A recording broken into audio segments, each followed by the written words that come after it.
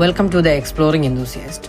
ഭൂമിയിൽ 3.6 മില്യൺ വർഷങ്ങൾക്ക് മുമ്പ് അഥവാ 36 ലക്ഷം വർഷങ്ങൾക്ക് മുമ്പ് ജീവിച്ചിരുന്ന ഇന്നും എല്ലാവരും ഒരു ഭയത്തോടു കൂടി മാത്രം കേൾക്കുന്നൊരു പേരാണ് മെഗലഡൺ. ലോകം കണ്ടതിൽ വെച്ച് തന്നെ ഏറ്റവും വലിയ പ്രൊഡക്ടറാണ് മെഗലഡൺ. കാരണം മറ്റൊന്നുമല്ല, നിമിഷ നേരങ്ങൾ കൊണ്ട് തന്നെ അതിൻ്റെ ഇര, അത് വലുതാകട്ടെ അതിനേക്കാൾ ചെറുതാകട്ടെ, അതിനെ കീഴ്പ്പെടുത്തി ആഹാരമാക്കാൻ ഈ മെഗലഡന് വല്ലാത്തൊരു കഴിവാണ്.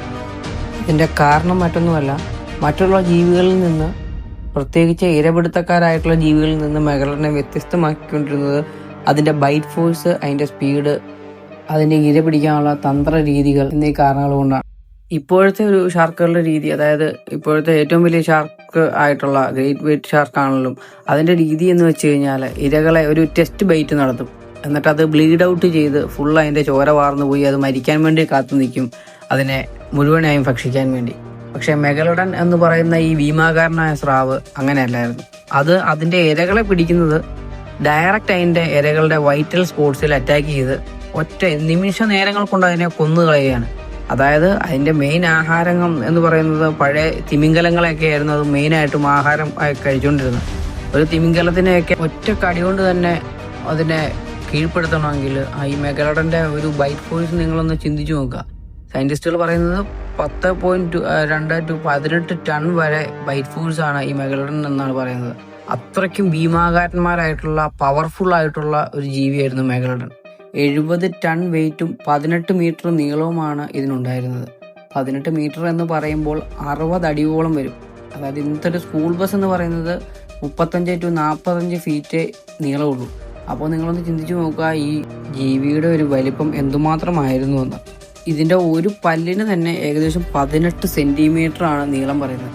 നമ്മുടെ ഒരു സാധാരണ ഒരു സ്കെയിൽ എന്ന് പറയുന്നത് 15 സെൻറ്റിമീറ്റർ ചെറിയ സ്കെയിലാണ്. അതിൽ നിന്ന് വീണ്ടും 3 സെൻറ്റിമീറ്ററും കൂടെ കൂടുതൽ എന്ന് പറയുമ്പോൾ നിങ്ങൾക്ക് അതിൻ്റെ പല്ലിൻ്റെ ഒരു പല്ലിൻ്റെ വലിപ്പം നിങ്ങൾക്ക് അതിൽ മനസ്സിലാക്കാൻ പറ്റും. അതുപോലത്തെ 276 പല്ലുകളാണ് ഒരു മെഗലഡന് ഉണ്ടായിരുന്നത്. ഏതൊരു ജീവിക്കും ഇര പിടിക്കുന്നതിന് അതിനൊരു സ്പെസിഫിക് റേഞ്ചോ അല്ലെങ്കിൽ ഒരു ഏരിയയോ കാണും. പക്ഷേ ഈ മെഗലഡൺ എന്ന് പറയുന്ന ഈ ജീവിക്ക് അങ്ങനെ ഒരു സ്പെസിഫിക് ഏരിയയോ അങ്ങനെ ഒരു റേഞ്ചോ ഒന്നുമില്ല. അന്റാർട്ടിക്ക ഒഴികെയുള്ള എല്ലാ കോണ്ടിനെൻസിലും മെഗലഡൺ ജീവിച്ചിരുന്നതായും ഇര പിടിച്ചതായും സയൻറ്റിസ്റ്റുകൾ പറയുന്നുണ്ട്. എല്ലാ ഷാർക്കുകളെയും പോലെ തന്നെ മെഗലഡൻ്റെ ശരീരവും കാർട്ടിലേജ് കൊണ്ടാണ് ഉണ്ടാക്കപ്പെട്ടിരുന്നത്.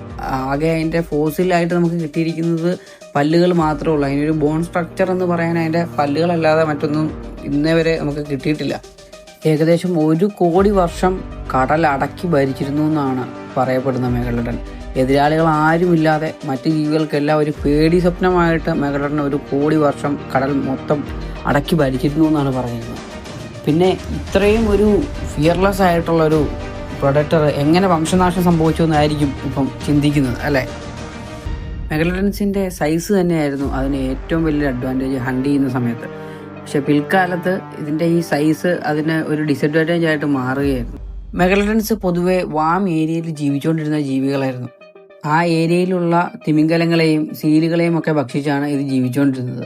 ഇതിൻ്റെ ശരീരത്തിൻ്റെ വലിപ്പം കൊണ്ട് തന്നെ ഒരു ദിവസം 1,00,000 കലോറി ഫുഡ് ഇതിന് ലഭിച്ചാൽ മാത്രമേ അതിന് സർവൈവ് ചെയ്യാൻ പറ്റുള്ളായിരുന്നു.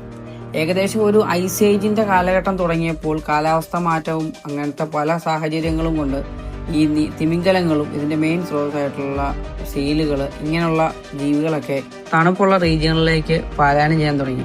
തണുപ്പുള്ള റീജിയണിലേക്ക് മെഗലഡന് എത്തിപ്പെടാൻ പറ്റാത്തത് കൊണ്ടാണ് മെഗലഡൻ എക്സ്റ്റെൻഡായി പോയത് ഫുഡ് സ്രോതസ് ഇല്ലാതെ എന്നാണ് ഒരു വിഭാഗം സയൻറ്റിസ്റ്റുകൾ അഭിപ്രായപ്പെടുന്നത്. എന്നാൽ 2016 അവരെ ഞെട്ടിക്കുന്ന മറ്റൊരു സംഭവം ഉണ്ടായത്. കാരണം 12 മുതൽ 27 ഡിഗ്രി സെൽഷ്യസ് താപനിലയിലുള്ള സ്ഥലങ്ങളിൽ മാത്രമേ മെഗലഡനെ കണ്ടിരുന്നു എന്നാണ് അവർ വിശ്വസിച്ചിരുന്നത്. പക്ഷേ പിന്നീട് നടത്തിയ ഒരു എക്സ്പെരിമെൻറ്റിൽ 1 ഡിഗ്രി സെൽഷ്യസ് മാത്രം താപനിലയുള്ള പ്രദേശത്തിൽ നിന്ന് വരെ മെഗലഡൻ്റെ പല്ലുകൾ അവർ കണ്ടെത്താൻ തുടങ്ങി. പിന്നീട് കൂടുതൽ നടത്തിയ സ്റ്റഡീസിലാണ് സയൻറ്റിസ്റ്റിന് അറിയാൻ കഴിഞ്ഞത് കാലങ്ങൾ പോകും തോറും പുതിയ പുതിയ ജീവികൾ കടലിൽ ഉണ്ടാകാൻ തുടങ്ങി. അതിൽ മെഗലഡന് വെല്ലുവിളിയായി മാറിയ മെയിനായിട്ടുള്ള 2 ജീവികളാണ്. ഒന്ന് ഗ്രേറ്റ് വെയിറ്റ് ഷാർക്കും മറ്റൊന്ന് ലിവ്യാതൻ. ഈ 2 ജീവികളും മെഗലഡനെ പോലെ തന്നെ മറ്റ് തിമിംഗലങ്ങളെയും സീൽസുകളെയും ഒക്കെയാണ് ആഹാരമായി ഭക്ഷിച്ചുകൊണ്ടിരുന്നത്. അങ്ങനെ മെഗലഡന് ആദ്യമായി ഒരു എതിരാളി എന്ന രീതിയിൽ ലിവ്യാതൻ എന്ന് പറയുന്ന ഒരു ഭീമാകാരനായ സ്പേം വെയിൽ കൂടി രൂപം കൊണ്ടു. ലിവ്യാതൻ എന്ന് പറയുന്ന ഈ തിമിംഗലത്തിന് മെഗലഡനെ പോലെ തന്നെ വലിപ്പവും മെഗലഡനേക്കാൾ വലിയ പല്ലുകളുമായിരുന്നു. അതിൻ്റെ ഒരു പല്ല് തന്നെ ഒരു ബനാനയുടെ സൈസ് ഉണ്ടെന്നാണ് സയൻറ്റിസ്റ്റുകൾ പറയുന്നത്. കാലക്രമേണ ഗ്രേറ്റ് വെയ്റ്റ് ഷാർക്കുകളുടെയും ലിവ്യാത്തൻ എന്ന സ്പെയിൻ വെയിലുകളുടെയും എണ്ണം കൂടി വരുന്തോറും മെഗലഡൻ്റെ ഫുഡ് സ്രോതസ്സിൻ്റെ അളവ് കുറഞ്ഞു വന്നു. അതുമാത്രമല്ല, മെഗലഡനെ ഈ ഗ്രേറ്റ് വെയ്റ്റ് ഷാർക്കുകളെ പിടിക്കാനും പറ്റില്ല. കാരണം മെഗലഡനെക്കാട്ടിലും സൈസ് വളരെ കുറവാണ് ഗ്രേറ്റ് വെയ്റ്റ് ഷാർക്ക്. അതുകൊണ്ട് തന്നെ അതിന് മെഗലഡനെക്കാട്ടിലും വേഗതയിൽ ഓടി മറയാൻ പറ്റുമായിരുന്നു. പിൽക്കാലത്ത് പതിയെ മെഗലഡൻ എന്ന ജീവി ഭൂമിയിൽ നിന്ന് ഇല്ലാതാവുകയാണ് ഉണ്ടായത്. മെഗലഡൻ എന്ന ജീവി പൂർണ്ണമായും വംശനാശം വന്ന് നശിച്ചു പോയി എന്ന് നമുക്ക് ഉറപ്പിക്കാൻ പറ്റുമോ? കാരണം ഭൂമിയുടെ 71% വെള്ളത്താൽ ചുറ്റപ്പെട്ട് കിടക്കുകയാണ്. അതിൽ വെറും 5% മാത്രമേ നമ്മൾ ഇതുവരെ എക്സ്പ്ലോർ ചെയ്തിട്ടുള്ളൂ. മനുഷ്യൻ ഇതുവരെ കണ്ടെത്തിയതിൽ വെച്ച് ഏറ്റവും ആഴമേറിയ സ്ഥലമാണ് മരിയാന ട്രഞ്ച്. അതിനർത്ഥം മരിയാന ട്രഞ്ച് ആണ് ഏറ്റവും ആഴമേറിയ സമുദ്രത്തിലെ സ്ഥലം എന്നല്ല. മനുഷ്യന് കണ്ടെത്താൻ കഴിഞ്ഞ ഏറ്റവും ആഴമേറിയ സ്ഥലമാണ് മരിയാന ട്രഞ്ച് എന്നാണ്. ഇതിലും അഗാധമായ ഗർത്തങ്ങൾ ഇനിയും സമുദ്രത്തിൽ ഒട്ടനവധി ഉണ്ടാകാം. അവിടെയൊക്കെ മെഗലഡനോ അല്ലെങ്കിൽ അതിലും ഭീമാകാരന്മാരായിട്ടുള്ള ജീവികളോ ജീവിച്ചിരിപ്പുണ്ടാകാം എന്ന സാധ്യത നമുക്ക് തള്ളിക്കളയാൻ പറ്റില്ല. പക്ഷേ സയൻറ്റിസ്റ്റുകളുടെ കണ്ടുപിടുത്തം അനുസരിച്ച് മെഗലഡന് ജീവിക്കണമെങ്കിൽ കോസ്റ്റൽ ഏരിയാസ്, അതായത് കരയോടടുത്തുള്ള സ്ഥലങ്ങളിലാണ് ഇതിന് കൂടുതലും ജീവിക്കാൻ അനുയോജ്യമായിട്ടുള്ളത്. കാരണം ഇത് മെഗലഡനെ ബ്രീഡ് ചെയ്യുന്ന സമയത്ത് ബേബി മെഗലഡൻസിന് ജീവിക്കണമെങ്കിൽ ചെറിയ വെള്ളം, അതായത് മറ്റു പ്രഡേറ്റേഴ്സിൽ നിന്നും ഇവർക്ക് സംരക്ഷണമേകാൻ വേണ്ടി കൂടുതലും മെഗലഡൻസ് കോസ്റ്റൽ ഏരിയസിലാണ് കുഞ്ഞുങ്ങളെ ബ്രീഡ് ചെയ്തുകൊണ്ടിരുന്നത്. അങ്ങനെ നോക്കുമ്പോൾ ഇന്ന് മെഗലഡൻസിൻ്റെ സാന്നിധ്യം ഇല്ല എന്ന് തന്നെയാണ് ശാസ്ത്രലോകം വീണ്ടും പറയുന്നത്. നിങ്ങളുടെ അഭിപ്രായം എന്താണ്? മെഗലഡൻസ് ഇപ്പോഴും ജീവിച്ചിരിപ്പുണ്ടോ, അതോ അവർ പൂർണ്ണമായി വംശനാശം വന്ന് നശിച്ചു പോയോ?